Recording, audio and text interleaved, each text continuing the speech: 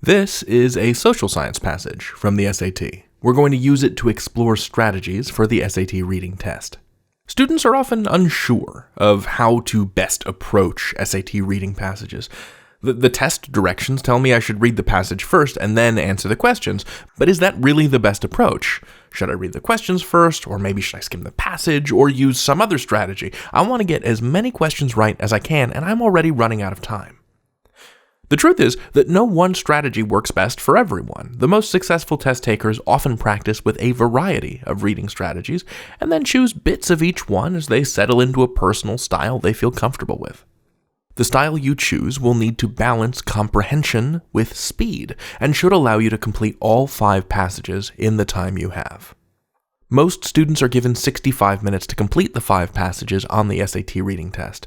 That's 13 minutes per passage, and it may not feel like enough time to read the passage closely, but you might be surprised to learn that you don't need to understand every detail of the passage to answer most of the questions. A little comprehension can go a long way.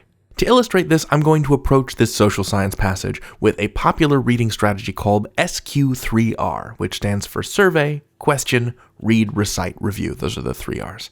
Our focus in this video is on the first 2 steps of the SQ3R method, Survey and Question.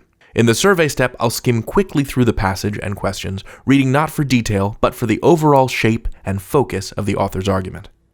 After surveying the passage, I'll question, asking myself about the purpose of the passage and the focus of the questions to prepare me for a closer look. We may even recognize a number of test questions we can answer without reading any deeper. I'll be doing this slowed way down for instructional purposes, but this process can be completed very quickly. With practice, many students find they can complete this step in 1 to 2 minutes.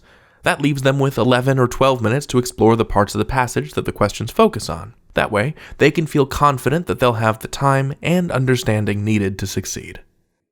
I'll put a little dot every time I start a new paragraph. So let's dive into it. To begin with, let's just talk about this blurb up here. The blurb is super important. Sometimes there can be very important information just living in there that's free for the taking. So this passage is adapted from Ian King, Can Economics Be Ethical? And right there, I feel like we've got a main question, right? If the title of the passage asks a question, I think we can rest assured that that's probably a main idea of the passage, and you're probably going to be asked a question about that. So let's hold that in our mind as we push through. Paragraph 1. Recent debates about the economy have rediscovered the question, is that right? Where right means more than just profits or efficiency. So I think this is probably going to be connected somehow to the question, can economics be ethical?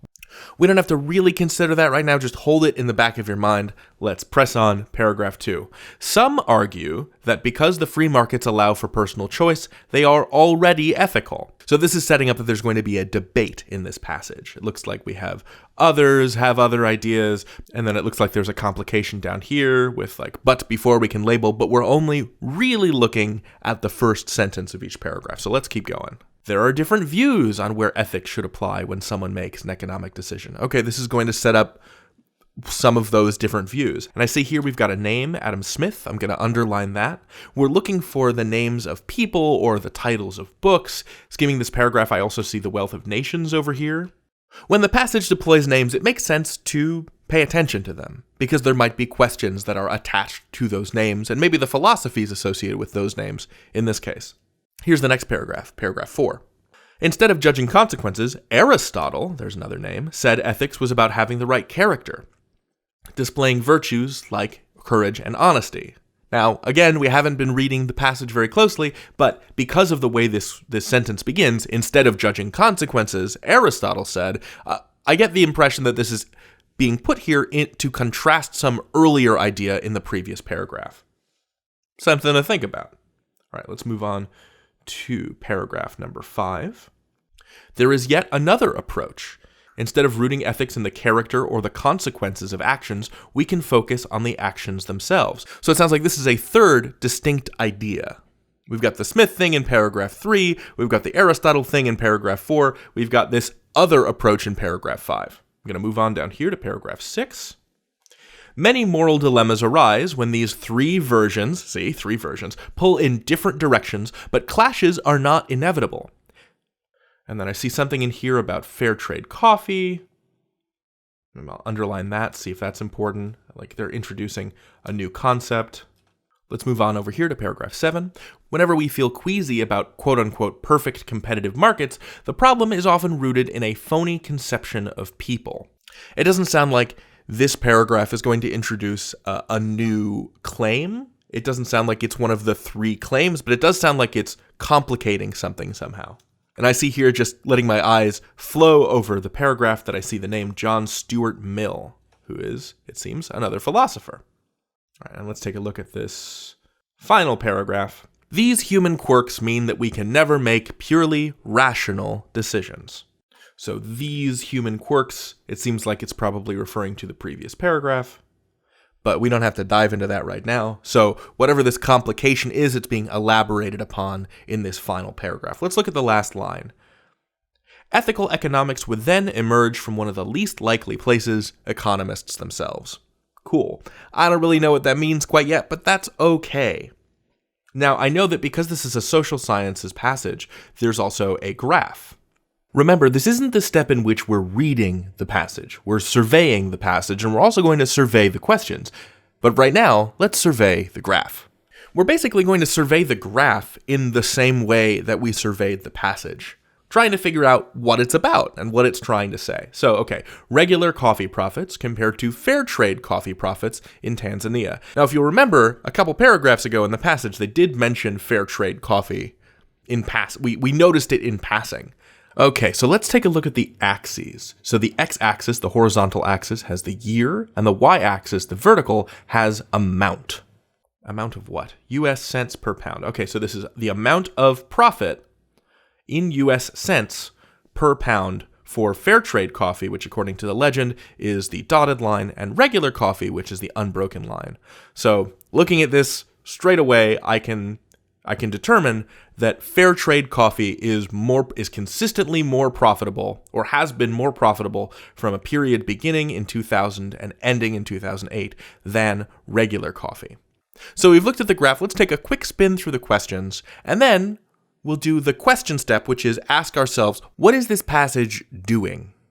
So question number 1, the main purpose of the passage is to blank. And honestly, I think we could probably answer this question right now if we wanted to. I'm going to put a little star here. I think that there are questions that we could answer after we've completed this quick reading step, after we've completed this survey, without doing an active reading step.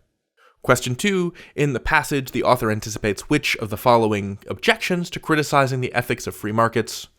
Cool, I think we could probably connect that back to the beginning of paragraph 2, but we don't have to think about that super hard right now. And then question 3 is looking for a textual justification for that answer, so we'd have to find which line represents it. Now, I am going to mark line references only when they're in the question stem, so not when they're in the individual answer choices, but I am going to mark up the passage where I see a reference to a question. So for example, in question 4, that calls out line 6. As used in line 6, embraced most nearly means blank. Okay, so I've underlined it. I'm going to write 4 in the margin. And honestly, that's just a vocabulary in context question. You don't need to understand the whole passage in order to answer that question. I think we could answer that one right now. Question number 5 is about the 5th paragraph, lines 38 through 47. Okay, I'm just gonna write a little 5 there. And I think that we could probably take a crack at answering that one if we just spent a couple seconds looking at what the 5th paragraph says. Let's keep going to question number 6, which calls out line 49, the word clashes. As used in line 49, clashes most nearly means... Cool, I've underlined it. That's another vocabulary and context question. I think we could answer that one before an active reading step 2. Question 7 is a cite your sources sort of question, wants us to cite textual evidence. I don't want to get lost in the weeds in that right now, but it says, which choice best supports the author's claim that there is common ground shared by the different approaches to ethics described in the passage? And then it's got a bunch of different line citations. Question 8, the main idea of the final paragraph, so let me mark that. Question 8. I think if I were feeling really tight for time and I felt like I didn't have time to read the entire passage, I could go straight to figuring out what this specific paragraph is doing or what the author is doing with that paragraph. It would take us a minute. It wouldn't just be like a couple seconds and done, but it might save us a little time in the long run. And then the last 3 questions, 9, 10, 11, are all about the graph. And it looks, so data, number 9, data in the graph about per pound coffee profits in Tanzania most strongly support which of the following statements? And then there's no reference back to the passage. I think we could solve that just by looking at the graph.